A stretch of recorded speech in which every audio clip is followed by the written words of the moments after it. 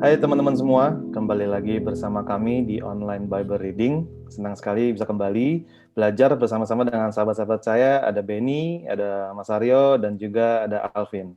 Apa kabar semua? Malam, baik. Baik, Baik. Yes, semoga kita selalu dalam keadaan baik ya, sehat Ya. dalam perlindungan Tuhan. Apapun musim Amin. kita saat ini, percaya Tuhan selalu bekerja di balik layar. Amin. Oke, minggu lalu kita udah belajar di 1 Korintus 14 sampai 2 part. Ya. Minggu ini kita mau belajar di 1 Korintus 15. Sebelumnya ada yang mau disampaikan dulu apa langsung baca aja kok? Kita mungkin sedikit overview yang sebelumnya ya. Di 1 Korintus 14 yang part 2 itu sebenarnya kita ngomongin tentang peraturan dalam pertemuan jemaat gitu ya. Inti kata yang paling kita ingat itu ya semua ini harus dilakukan dengan sopan dan teratur gitu loh. Jadi ada tata caranya. Itu sih. Tanpa panjang lebar, kita langsung mulai aja. Karena 1 Korintus 15 ini sebenarnya menarik banget dan dia salah satu chapter yang paling panjang nih di 1 Korintus. Ya artinya kita perlu perhatikan lebih di sini. Kenapa sampai sepanjang itu? Kita langsung mulai aja. Mungkin Alvin ya mau Ya. bantu baca dulu. Oke, baik. 1 Korintus 15, kebangkitan Kristus. Dan sekarang, saudara-saudara, aku mau mengingatkan kamu kepada Injil yang aku beritakan kepadamu, dan yang kamu terima, dan yang di dalamnya kamu teguh berdiri. Oleh Injil itu kamu diselamatkan, asal kamu teguh berpegang padanya, seperti yang telah kuberitakan kepadamu, kecuali kalau kamu telah sia-sia saja menjadi percaya. Sebab yang sangat penting telah kusampaikan kepadamu, yaitu apa yang telah kuterima sendiri, ia bahwa Kristus telah mati karena dosa-dosa kita, sesuai dengan kitab suci, bahwa ia telah dikuburkan dan bahwa ia telah dibangkitkan pada hari yang ketiga sesuai dengan kitab suci, bahwa ia telah menampakkan diri kepada Kefas dan kemudian kepada ke-12 muridnya. Sesudah itu ia menampakkan diri kepada lebih dari 500 saudara sekaligus. Kebanyakan dari mereka masih hidup sampai sekarang, tapi beberapa di antaranya telah meninggal. Selanjutnya ia menampakkan diri kepada Yakobus, kemudian kepada semua rasul, dan yang paling akhir dari semuanya ia menampakkan diri juga kepadaku, sama seperti kepada anak yang lahir sebelum waktunya. Karena aku adalah yang paling hina dari semua rasul, bahkan tidak layak disebut rasul, sebab aku telah menganiaya jemaat Allah. Tetapi karena kasih karunia Allah, aku adalah sebagaimana aku ada sekarang. Dan kasih karunia yang dianugerahkannya kepadaku tidak sia-sia. Sebaliknya, aku telah bekerja lebih keras daripada mereka semua. Tetapi bukannya aku, melainkan kasih karunia Allah yang menyertai aku. Sebab itu, baik aku maupun mereka, demikianlah kami mengajar dan demikianlah kamu menjadi percaya. Oke. Itu perikot yang pertama. Dari kata pertama sampai kata terakhir itu semuanya berbobot. Nah, silakan nih, mau kita lihat, mau kita bahas yang mana dulu? Mas Aryo mungkin. Dari yang pertama memang saya setuju, sampai terakhir semuanya bagi saya indah ya. Ya. Indah dan memukau gitu ya. Jadi it's a beautiful story gitu ya. Ya. It's a beautiful story yang dialami oleh Paulus sendiri. Bahkan Paulus mengatakan dirinya adalah anak yang lahir sebelum waktunya. Yeah. Maksudnya ini kan so funny ya, Mas. Yeah. Maksudnya orang yang mendengar pasti tertawa gitu kan ya. Yeah. Maksudmu apa gitu kan, masih dia bilang, Paulus maksudmu apa? Loh iya, karena saya itu memang menganiaya orang-orang percaya, makanya saya kalau nggak karena satu kisah yang ajaib ini, benar. Ya saya nggak ada, sampai sekarang itu saya nggak ada gitu. Kok bisa-bisanya Tuhan itu menampakkan diri pada saya, padahal saya itu membuat pengikutnya menderita banget gitu. Jadi, kenapa dia gitu ya? Iya, karena jadi dia mungkin menceritakan ini sambil tersenyum-senyum gitu ya. Gitu. Ya, makasih. Iya. Oke. Irsan, mungkin San? Paling aku mention hal-hal yang tentang Injil ya. Dibilang di sini kan kalau misalnya ya ya di sini kan kita oleh karena Injil kita diselamatkan. Injil itu kan istilahnya kabar baik ya, Ya, kok ya. ya, Kabar baik dan istilahnya karya penembusan dan karya keselamatan. Bisa dibilang seperti itu gak kok? ya, Kalau betul. The Injil gospel itu. ya, the gospel, Betul. kabar The gospel baik, good itself. news, ya betul. Karya keselamatan, karya penebusan, betul. Mm-mm. Karya penembusan. Jadi ya kemarin sempat ada di ngebaca-baca artikel juga gitu.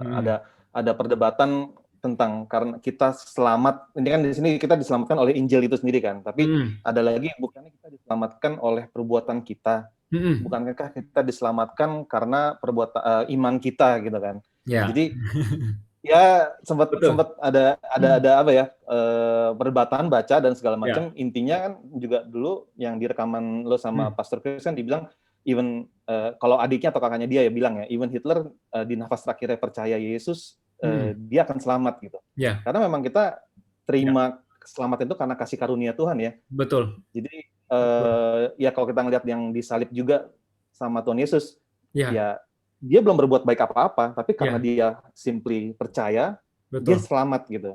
Betul. Gitu. Jadi ya itu karena kasih karunia, tapi kita sebagai orang yang sudah percaya lebih dulu, mungkin kita mempraktikkan kasih karunia itu untuk menjadi buah pertobatan ya kita, agar semakin banyak orang lagi yang selamat. Kalau menurut Koben gimana? Ini biar lempar ke forum aja. Ini tuh pertanyaan klasik banget gitu. Klasik banget ya? Klasik banget. Dan ini pertanyaan banyak orang Kristen, terus banyak dibahas-bahas, terus nggak ada jawaban yang ngambang aja gitu. Nah hari ini kita beresin deh di sini. Ya kan? Gitu. Karena biasanya gini, kan kita diselamatkan by grace. Ya kan? Kasih karunia, through faith. Ya kan? By grace, through faith gitu kan katanya kan. Oh ya udah berarti karena kasih karunia ya udah itu aja kita udah cukup tuh. Kita selamat. Memang benar gitu. Tapi di sisi yang satu lagi ada yang bilang, ya kita harus kerjakan. Karena iman tanpa perbuatan mati. Jadi harus kerja. Jadi dengan pekerjaan-pekerjaan baik kita. Gitu. Nah, biasanya tuh jadi bingung tuh gitu. Kita sebagai orang Kristen. Jadi sebenarnya kasih karunia atau kita harus mengerjakan. Kalau pekerjaan tapi kan kita karena by grace doang. Nah, tadi sebenarnya Irsan udah sempat mention sih gitu. Ya kan? Kita memang saved by grace. Gak ada yang lain kasih karunia Tuhan gitu.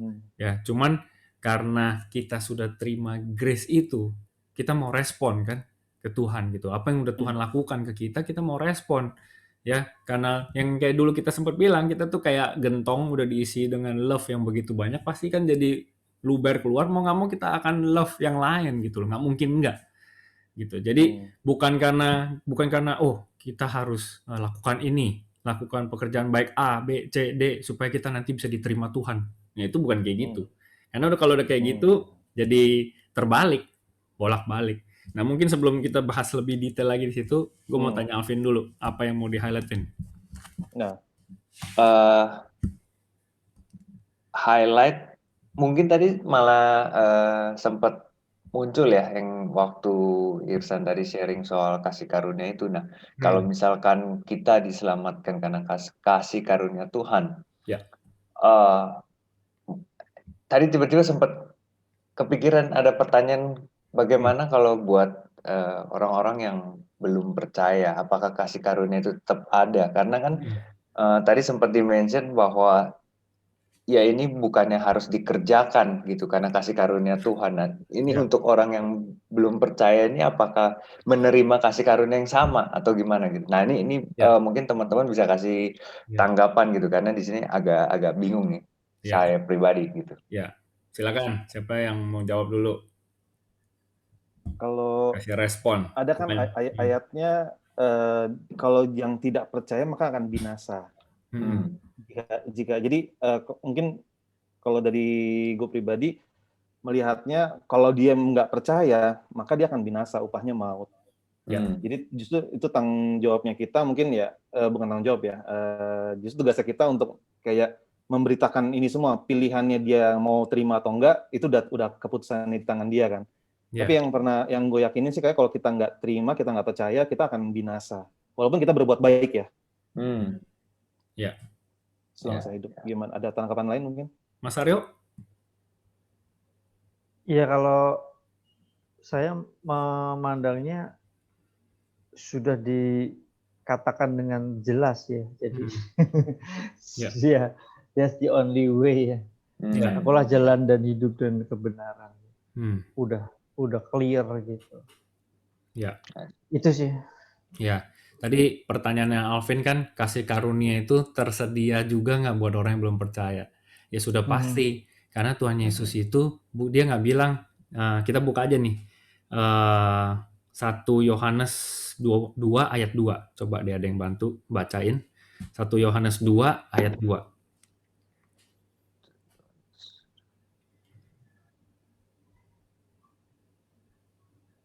Terjemahan apa aja? Terjemahan baru boleh, bahasa Inggris boleh. 1 Yohanes 2 ayat 2. Ayat 2. Ya. Dan ia adalah pendamaian untuk segala dosa kita, dan bukan untuk dosa kita saja, tetapi juga untuk dosa seluruh dunia. Ya. Wow. Ya. For the sin of the world, gitu, Vin. Jadi ya kasih karunia itu tersedia buat semua orang, buat seluruh dunia, buat semua yang mau percaya. Makanya dia bilang kan, siapa yang percaya selamat, ya kan? Gitu. Jadi bedanya cuman ada yang mau meresponi, ada yang nggak mau responin, gitu loh. Tapi sebenarnya ditawarkan buat semua orang, gitu. Ya, jadi kasih karunia itu udah pasti tersedia buat semua orang. Yang membedakan adalah pada akhirnya ya lu mau respon atau lu nggak mau respon, gitu. Ya. Terus apa lagi? Kita mungkin boleh bahas dulu nih kasih karunia. Sambung lagi yang tadi sedikit San. Tadi kan lu sempat mention tentang kasih karunia. Nah kalau ada yang gini, kalau ada yang percaya enggak, pokoknya kasih karunia aja, gitu. Nah kalau udah kayak gitu, itu bisa jadi yang namanya hyper grace. Akhirnya menerima kasih karunia, tapi dia tidak menghasilkan buah yang sesuai dengan pertobatan, San. Gitu. Yang penting kan gue udah percaya. Katanya kan kalau percaya aja udah pasti selamat. Udah gue memang percaya kok Tuhan Yesus. Tapi hidupnya itu gitu-gitu terus. Ya kan? Karena kan tidak mungkin kalau dia percaya kasih karunia itu tidak mungkin tidak terlihat. Makanya ada yang namanya buah roh kan. Gitu. Akan mengerjakan buah roh itu. Kalau gitu nggak perlu ada ayat yang bilang iman tanpa perbuatan adalah mati. Gitu. Ya nggak? Terus jadi yang kita ada yang mikir nih gini gitu. Yang salah nih gini, kita pikir dengan kita melakukan hal-hal yang baik supaya nanti kita bisa diterima sama Tuhan. Supaya jadi benar. Itu enggak, itu bukan kayak gitu. Ya kan? Kalau kayak gitu ya kita sama lagi dong. Bukan karya penebusan dong. Artinya lu yang karena perbuatan baik lu gitu loh. Jadi lu kayak mau apa? Selamat nih kayak atas kekuatan sendiri. Kan nggak mungkin bisa. Karena Tuhan yang menyelamatkan kita. Kita nggak sanggup buat nyelamatin diri kita sendiri. Ya, yang ada kayak gini. Jadi pada saat kita terima grace, kasih karunia kan tadi semua orang menerima ya, Vin? Semua orang menerima. Yang membedakan ada yang respons, ada yang nggak respons. Nah, kita yang di sini kita percaya berarti kita meresponi kasih karunia Tuhan. Kita merasakan itu. Itu yang kita sering bilang the kairos moment itu. Wow, Tuhan melawat hidup kita. Tuhan, kita ngerasain Tuhan. Terus ya udah kita mau respon karena kita tahu dia ada dalam hidup kita. Kita respon, kita terima kasih karunia itu, akhirnya kita percaya, kita mengakui dia, ya kan? Pakai mulut, confess with your mouth, sama di dalam hati kita percaya dia. Jadi bukan cuma dalam hati, tapi kita nggak pernah ngomong. Itu kan harus secara publik juga kan, gitu. Makanya kita ngomong, kita percaya dengan mulut gitu. Nah, jadi respon kita terhadap kasih karunia itu adalah kemauan kita. Kita mau nih untuk lakukan apa aja, ya kan, untuk pekerjaan Tuhan gitu, sesuai dengan kemampuan kita yang dikasih sama Tuhan. Yang di depan-depan kita baca, kita dikasih karunia roh, ya kan ada yang punya karunia roh apa, itu semua kita jadi kayak kita pengen ya do semua yang sebaik kita yang bisa untuk pekerjaan Tuhan, karena kita meresponi karya keselamatan dia gitu. Dia udah memberikan semuanya, ya kita mau lakukan itu. Bukan kita mau lakukan itu, lakukan semua hal-hal yang baik karena kita mau diterima sama dia. Enggak. Pada saat kita percaya, kita tuh udah diterima sama dia. Bahkan sebelum kita percaya aja, dia udah kasih karunia itu. Ya kan? Dia udah lakuin itu semua, bahkan dia udah tebus itu semua di kayu salib sebelum kita semua percaya, sebelum kita semua benar-benar mau ikut dia. Dia udah lakuin itu. Makanya dia tulis for the sins of the world. Gitu. Yang membedakan ada yang respon apa nggak ada yang respon. Lalu gue jadi ingat kata Timothy, ya kan? Brother kita Timo, dia tuh sering pakai kata ini. Kita tuh jadi orang tuh mesti tahu diri. Nah itu tuh, kata tahu diri. Jadi pada saat kita udah terima kasih karunia itu, kita tahu diri, gitu loh. Bukannya ya udahlah, gitu. Jadi kita tahu diri, that's why kita mau meresponi. Nah pada saat kita meresponi itu akan keluar tuh buah-buah roh, pekerjaan-pekerjaan kita lakuin ini, kita melayani apa segala macam. Jadi konsepnya seperti itu, tapi jangan dibalik. Kalau dibalik itu jadi salah. Gua mau melayani karena biar gua diterima Tuhan. Enggak kayak gitu. Nah, ini yang mesti kita benerin dulu. Jadi tetap Tuhan yang mulai, kita yang respon. Bukan kita yang mulai, terus kita minta Tuhan respon. Nah, kebanyakan tuh kita salahnya tuh kayak gitu. Kebanyakan kita salah, kita lakuin sesuatu, kita minta Tuhan respon. Makanya itu jadi salah tuh motivasi dan konsepnya. Contoh. Kita puasa misalkan, kita berdoa, terus kita minta kalau gue puasa nanti Tuhan pasti jawab gue nih. Nah itu berarti kita yang memulai, kita minta Tuhan respon, gitu loh. Padahal nggak seperti itu, ya, atau nggak kita memberi nih dengan ekspektasi nanti Tuhan pasti bisa kasih kita lebih nih. Nah kan nggak seperti itu. Makanya nanti jadi muncul tuh apa prosperity gospel lah, hyper grace lah, apa segala macam itu, ya. Jadi ya balik lagi ke konsep awal gitu. Tapi itu apa ya? Kita baca Korintus nih, kita tahu nih jemaat Korintus yang kita lihat kok kayaknya banyak nih salah persepsi, banyak kekacauan, ya kan? Intinya mereka ada problem nih, cara mereka melihat doktrin, cara mereka mempraktekannya ini banyak gitu. Makanya Paulus mau jelasin satu persatu. Nah, sekarang nih kita ada di the gospel yang paling penting. Apa lagi? Kalau menurut saya ya, Korintus itu banyak orang-orang asli Korintus itu orang yang sangat talented ya. Bukan orang sembarangan sebetulnya, orang yang pintar-pintar, orang yang cerdas, orang cerdik cendekia menurut sepenangkapan saya. Makanya mereka sering sekali kayak blunder sendiri ya. Karena mereka saking, ini loh saya jago mengerjakan as a professional, makanya saya jadi mengharapkan saya bisa langsung menyenangkan Tuhan atau saya bisa do something yang terlihat. Saya menangkap suratan itu ya, dan sejauh sepengalaman saya ya, kalau kita mengerjakan misalkan kasih karunia ini, bukan berarti secara instan atau secara kronos kita akan langsung melihat buahnya. Bisa aja kita nggak melihat itu sampai bertahun-tahun kronosnya manusia ya. Baru setelah 6 tahun, 7 tahun, 8 tahun. And then you will find, ternyata orang lain mengatakan kepada kita, thank you for what you did like 8 years ago. Di situ kita baru tahu. Betul. Padahal selama 8 years itu apa yang kita rasakan? Kesesakan dalam hati kita. God, kenapa kok I try to develop satu jemaat di belahan lain di Indonesia, kok kayaknya bertepuk sebelah tangan sih God. It's been like 8 years. And then finally in that Kairos moment, ada buahnya dan orang lain yang mengatakan itu non-believer. Can you believe that? And it happened to me these 2 days. I will tell you later. Wow. Thank you. Keren banget Mas Aryo. Itu ya makanya luar biasa. Iya, makanya itu kita puji Tuhan kayak gitu. Makanya kita kalau baca Bible tuh dia tulis apa? Paulus bilang, ya kan ada yang siram, ada yang tanam. Ya kan? Tapi yang kasih pertumbuhan itu dari Tuhan. Jadi kita cuma perlu fokus, berarti kita cuma disuruh fokus sama siram sama tanamnya. But mau it's dia not easy. Yeah, it's not easy. Easy. It's not easy. Betul. Gitu. It's Lu not bisa easy. stres, lu bisa depresi kalau lu nggak baca Korintus, lu bisa depresi. Iya, Beneran. benar. Beneran. Iya. Iya. Nah, ini di 1 Korintus 15, ini kan kabar baiknya, San, yang lu bilang, the gospel.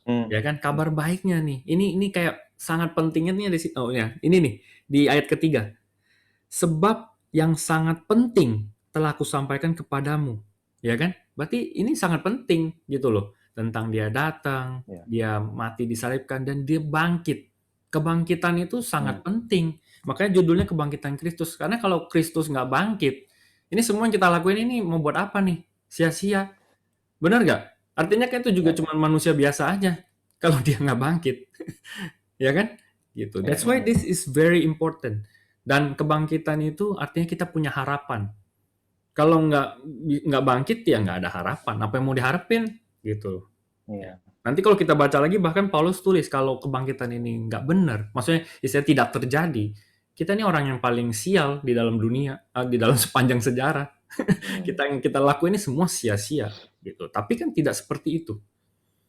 Nah, sekarang karena kita lagi ngobrolin kebangkitan nih, ini seru banget karena banyak juga yang beredar gitu. Tuhan Yesus tuh nggak bangkit atau nggak mayatnya dicuri atau apa. Itu semua kan ada tuh di luar sana untuk meragukan kejadian ini. Gitu. Cuman kita coba pikir-pikir lagi. Ya nggak? Nggak mungkin ini tidak terjadi. Buat apa sih susah-susah sampai sekarang udah 2000 tahun kemudian ini kita masih ada ngomongin ini. Gitu. Dan kalau kita pikir-pikir lagi, murid-murid Yesus yang 12 ya, minus 1 ya, Judas Iskariot ya, karena dia bunuh diri. Nah, murid-murid yang lain itu semua matinya mengenaskan. Buat apa bela-belain sampai matinya kayak gitu kalau ini sesuatu yang tidak pernah terjadi? Gitu loh. Itu aja, dari situ aja dulu. Ya nggak? Ngapain? Kalau kita nanti coba kita Google ya, cari tahu tuh. Itu semua matinya kacau. Petrus ya kan, disalipin terbalik. Ya kan, semuanya matinya parah.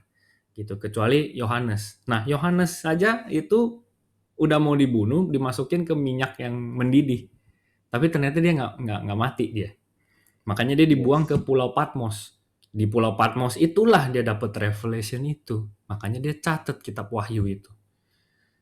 Jadi this whole thing ya, apa yang kita percayai sekarang kita ini kabar baik. Kita mau kasih tahu ke orang-orang lain gitu loh tentang kabar baik ini. Karena tanpa karya keselamatan itu ya kita nggak bisa selamatin diri kita sendiri. Sering nih kita dengar kayak gini nih, guys.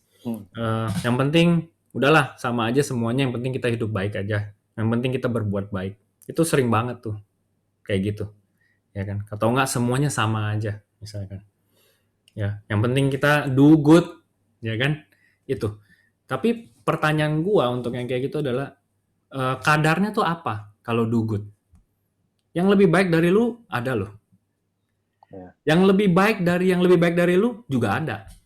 Yang lebih baik dari yang lebih baik itu juga ada. Jadi kadarnya nih sampai mana? Hitungannya nih gimana kalau gini caranya? Nggak tahu. Ya pokoknya kita berbuat baik aja. Wah, tidak ada sebuah kepastian. Ya kan? Tidak ada sebuah kepastian. How do you know you're good enough? You cannot be good enough tanpa Jesus Christ. Gitu. Makanya dia perlu datang. Begitu. Makanya dia perlu tebus kita di kayu salib. Ya. Dan itu nggak bisa berhenti sampai dia mati dan bangkit saja gitu loh. Itu juga nanti kita akan bahas lagi di yang berikutnya. Itu kita stop dulu gitu. Tapi nggak berhenti sampai kebangkitan dia. Sekarang kita mau bahas sih memang di kebangkitan. Tapi mungkin kita lanjut dulu supaya tidak ini ya. Siapa mau baca dulu nih? Irsan deh, San. Bisa, Bang. Oke. Ya, boleh. Kebangkitan kita. Oke. Ya. Kebangkitan kita. Jadi bila mana kami beritakan bahwa Kristus dibangkitkan dari antara orang mati, bagaimana mungkin ada di antara kamu yang mengatakan bahwa tidak ada kebangkitan orang mati? Kalau tidak ada kebangkitan orang mati, maka Kristus juga tidak dibangkitkan. Tetapi andai kata Kristus tidak dibangkitkan, maka sia-sialah pemberitaan kami dan sia-sialah juga kepercayaan kamu. Betul. Lebih daripada itu, kami ternyata berdusta terhadap Allah. Karena tentang dia, kami katakan bahwa ia telah membangkitkan Kristus.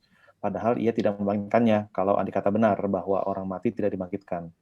Sebab jika benar orang mati tidak dibangkitkan, maka Kristus juga tidak dibangkitkan. Dan jika Kristus tidak dibangkitkan, maka sia-sialah kepercayaan kamu dan kamu masih hidup dalam dosamu. Ya, itu yang tadi. Demikianlah binasa, yes, yang tadi benar. Demikianlah juga binasa juga orang-orang yang mati dalam Kristus. Jikalau kita hanya hidup ini saja menaruh pengharapan pada Kristus, maka kita adalah orang-orang yang paling malang dari segala manusia.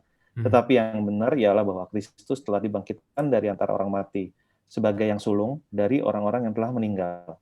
Sebab sama seperti maut datang karena satu orang manusia, demikian juga kebangkitan orang mati datang karena satu orang manusia. Karena sama seperti semua orang mati dalam persekutuan dengan Adam, demikian pula semua orang akan dihidupkan kembali dalam persekutuan dengan Kristus. Tetapi tiap-tiap orang menurut urutannya, Kristus sebagai buah sulung, sesudah itu mereka yang menjadi miliknya waktu kedatangannya. Kemudian tiba kesudahannya, yaitu bila mana ia menyerahkan kerajaan kepada Allah Bapa sesudah ia membinasakan segala pemerintahan, kekuasaan, dan kekuatan. Karena ia harus memegang pemerintahan sebagai raja sampai Allah meletakkan semua musuhnya di bawah kakinya. Musuh yang terakhir yang dibinasakan ialah maut. Sebab segala sesuatu telah ditaklukkannya di bawah kakinya. Tapi kalau dikatakan bahwa segala sesuatu telah ditaklukkan, maka teranglah bahwa ia sendiri yang telah menaklukkan segala sesuatu di bawah kaki Kristus. Itu tidak termasuk di dalamnya. Tetapi kalau segala sesuatu yang telah ditaklukkan di bawah Kristus, maka ia sendiri sebagai anak akan menaklukkan dirinya di bawah dia, yang telah menaklukkan segala sesuatu di bawahnya, supaya Allah menjadi semua di dalam semua. Wah, ini mesti dijelasin nanti. Jika tidak demikian, apakah faedahnya perbuatan orang-orang yang dibaptis sebagai orang mati? Kalau orang mati sama sekali tidak dibangkitkan, mengapa mereka mau dibaptis sebagai orang-orang yang telah meninggal? Dan kami juga, mengapakah kami setiap saat membawa diri kami ke dalam bahaya? Saudara-saudara, tiap-tiap hari aku berhadapan dengan maut. Demi kebanggaanku akan kamu dalam Kristus Yesus Tuhan kita, aku katakan bahwa hal ini benar. Kalau hanya berdasarkan pertimbangan manusia saja, aku telah berjuang melawan binatang buas di Efesus. Apakah gunanya hal itu bagiku? Jika orang mati tidak dibangkitkan, maka marilah kita makan dan minum, sebab besok kita mati. Janganlah kamu sesat. Pergaulan yang buruk merusakkan kebiasaan yang baik. Sadarlah kembali sebaik-baiknya dan jangan berbuat dosa lagi. Ada di antara kamu yang tidak mengenal Allah. Hal ini kukatakan supaya kamu merasa malu. Wow. Iya, tadi itu yang terakhir tuh. Intinya gini, intinya Paulus nih bilang nih, kalau Tuhan Yesus nggak bangkit, dia ngapain gitu sia-sia, ngapain dia lakuin itu semua, yang paling berhadapan dengan maut tuh dia. Tiap kali kemana ada kerusuhan, tiap kali kemana digebukin, tiap kali kemana masuk penjara, ngapain dia lakuin itu semua, istilahnya kayak gitu. Kalau ini tidak benar seperti ini, itu justru karena dia tahu betul ini adalah benar, nggak mungkin dia nggak kasih tahu tentang kebenaran, gitu, ya kan? Makanya dia bilang, kalau emang Tuhan Yesus nggak dibangkitkan, ya udah mendingan kita makan minum aja, sebab besok kita juga mati. Bukankah itu yang sering kita dengar di dunia ini, hari-hari ini, ya kan?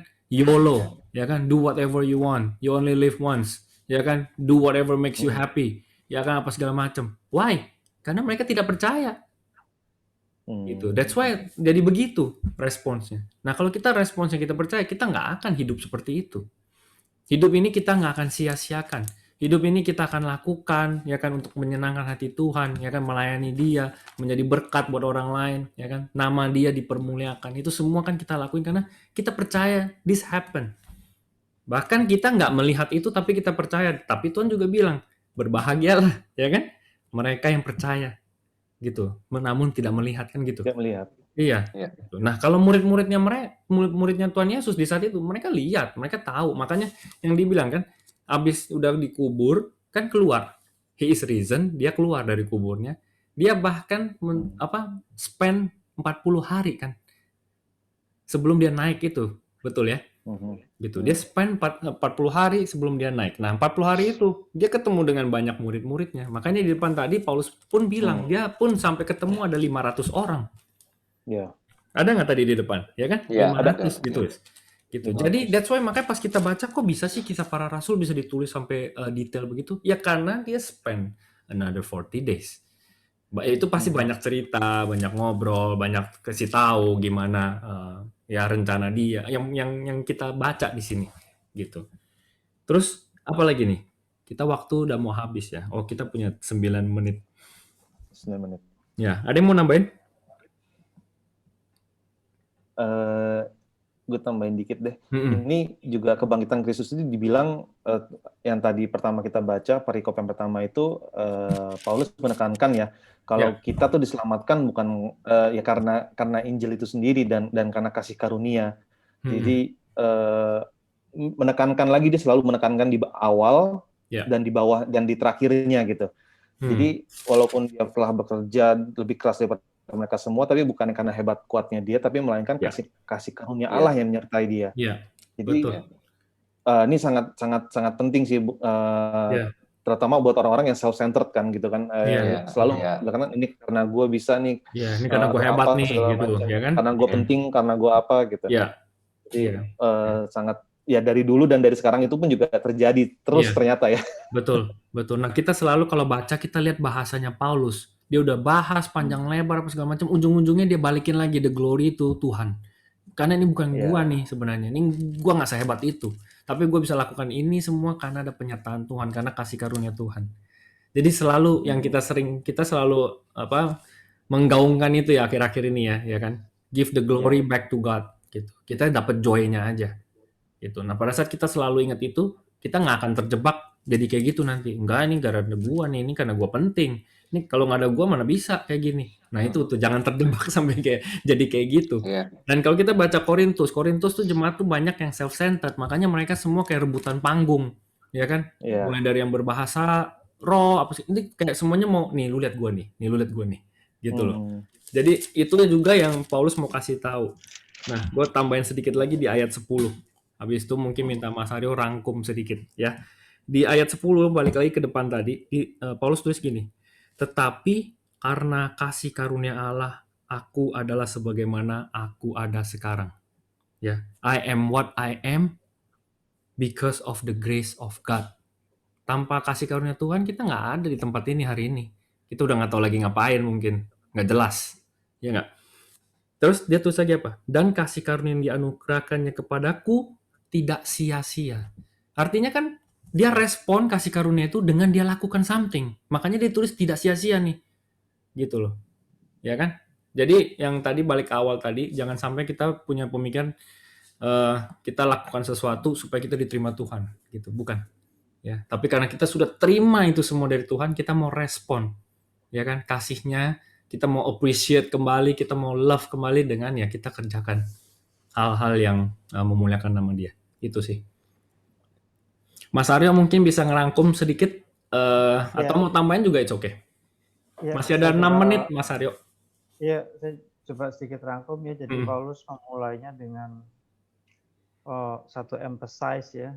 Satu emphasize yang sangat tegas di sini bahwa berita Injil adalah kabar kesukaan, kabar kasih karunia, kabar yang menurut Pendeta Chris Manusama adalah salah satu-satunya peristiwa terhebat yang pernah terjadi in this universe ya itu ya. Karya penyelamatan, karya penebusan oleh Tuhan Yesus Kristus. Dirangkum dari kisah Injil ini, lalu bagaimana karena kebaikan Tuhan saja Paulus dipilih Tuhan Yesus untuk menjadi saksi,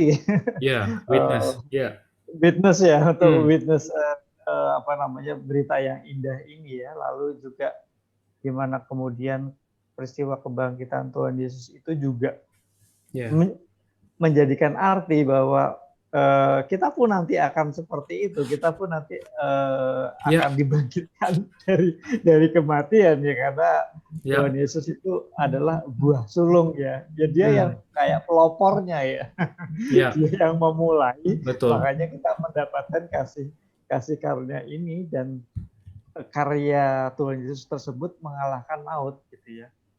Maut sudah kalah di sini, dan untuk itulah kita perlu menghidupi kisah ini dan sekaligus mengkabarkannya kepada mereka yang belum percaya, seperti itu ya.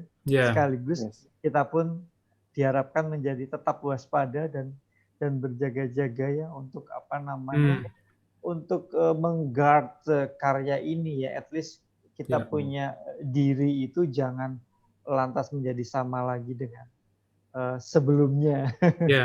Ya, betul. Seperti itu mungkin yang udah saya tambahkan. Betul, ya. Jadi kalau boleh di highlight sedikit lagi tadi katanya tahu diri, gitu. Iya. Karena kita udah, ya gue inget banget tuh, Timot tuh sering ngomong gitu. Kalau dulu gue tanya dia bilang, ya gue sih tahu diri karena gue udah diselamatin yang itu. Nah, gue inget banget kata-kata itu. Artinya meresponinya itu karena kita udah dikasih sama Tuhan sampai sebegitu, kita tahu diri lah. Gitu. Masa kita masih hidup kayak gitu-gitu lagi? Masa kita masih nggak mau berubah terus? Ya itu dia. Kita jadi tahu Don't take it diri. for granted. Ya, don't take it for granted. Ya kan? Iya. Gitu. Ya, tapi memang ya kita diselamatkan tetap karena kasih karunia. Ya. Gitu. By grace through faith. Itu. Wah, thank you teman-teman, saudara, brothers semuanya. Ini sesi yang luar biasa. Nanti sesi berikutnya juga tidak kalah luar biasa. Nanti kita rangkumnya biar lebih komplit aja di sesi berikutnya. Ya, ini akan jadi part 1. Nanti kita ada part 2. Sekarang udah mau liburan, jadi bantu-bantu juga di rumah ya, bersih-bersih, ya istrinya dibantu, ya anaknya dijaga gitu, ya biar kerjanya bareng, nggak ditinggalin aja sendiri gitu. Oke, so happy holidays, sampai ketemu lagi minggu depan. Tuhan Yesus memberkati. Bye bye. God bless. Bye bye. Yes.